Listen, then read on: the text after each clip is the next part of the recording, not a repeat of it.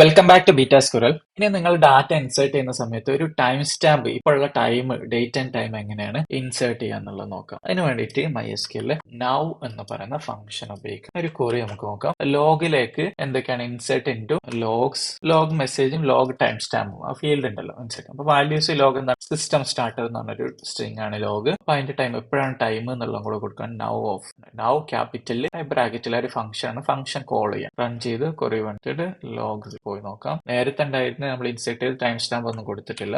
Refresh കൊടുത്തപ്പോൾ എന്താക്കിയിട്ടുണ്ട്, പുതിയ ആ ഒരു മെസ്സേജിന് ഡേറ്റും ടൈമും, അതായത് മിനിറ്റ് ഡേറ്റും അതേപോലെ തന്നെ അതിനോട് ഹവർ, മിനിറ്റ്, സെക്കൻഡ് എല്ലാം വന്നു. ഇനി നമ്മൾ കൊറിയൊക്കെ ചെയ്യുന്ന സമയത്ത് ഒരു വേരിയബിളിലേക്ക് സെറ്റ് ചെയ്തിട്ട് ആ വേരിയബിൾ എങ്ങനെ ഉപയോഗിക്കുന്നു, അതിന്റെ സിനാരിയോ എന്ന് പറയുന്നത്, ഒന്ന് ആ ഡാറ്റ നിങ്ങൾക്ക് ട്രാൻസ്ഫോം ചെയ്യണമെങ്കിൽ വേരിയബിൾ വെച്ചിട്ട് ട്രാൻസ്ഫോം ചെയ്യാം, അല്ലെങ്കിൽ ഒരേ വാല്യൂ തന്നെ ഒന്നിലധികം ഫീൽഡിൽ ഇൻസേർട്ട് ചെയ്യണം എന്ന് വിചാരിക്കും. ഫോർ എക്സാമ്പിൾ, നിങ്ങൾക്ക് പല സ്ഥലത്ത് ഒരു യൂസർ നെയിം ഉപയോഗിക്കണം, അങ്ങനെ ഉപയോഗിക്കുന്ന സന്ദർഭങ്ങൾ വളരെ കുറവായിരിക്കും. എന്നിരുന്നാൽ പോലും ഒരേ ഒരു ടെക്സ്റ്റ് ഒന്നിലധികം സ്ഥലത്ത് ഉപയോഗിക്കണം എന്നുണ്ട് എല്ലായിടത്തും റിപ്പീറ്റ് ചെയ്യുന്നതിന് പകരം ഒരു കോഡ് ഡ്യൂപ്ലിക്കേഷൻ ആണല്ലോ, അതൊരു വേരിയബിളിൽ വെച്ചിട്ട് നിങ്ങൾക്ക് ആ ഒരു വേരിയബിൾ യൂസ് ചെയ്യാം. ഇവിടെ ഫോർ എക്സാമ്പിൾ സെറ്റ് വേരിയബിൾ ഉണ്ടാക്കുന്ന എങ്ങനെയാണ്, MySQL സെറ്റ് എന്ന് പറഞ്ഞ കീവേഡ് ഉപയോഗിക്കുക, എന്നിട്ട് @ ഇട്ടിട്ട് വേരിയബിളിന്റെ നെയിം കൊടുക്കുക. First underscore name equal to Sam, എന്നിട്ട് സെമിക്കോളൻ ഇട്ടു അടുത്ത variable set last name equal to Wilson. എന്നിട്ട് നമ്മൾ ക്വറി ചെയ്യണം ഇൻസേർട്ട് ഇൻടു കസ്റ്റമേഴ്സ്. നമ്മൾ സാധാരണ ചെയ്യുമ്പോൾ തന്നെ customers first name last name field കൊടുത്തു. വാല്യൂസ് എന്തൊക്കെയാണ്, ഡയറക്റ്റ്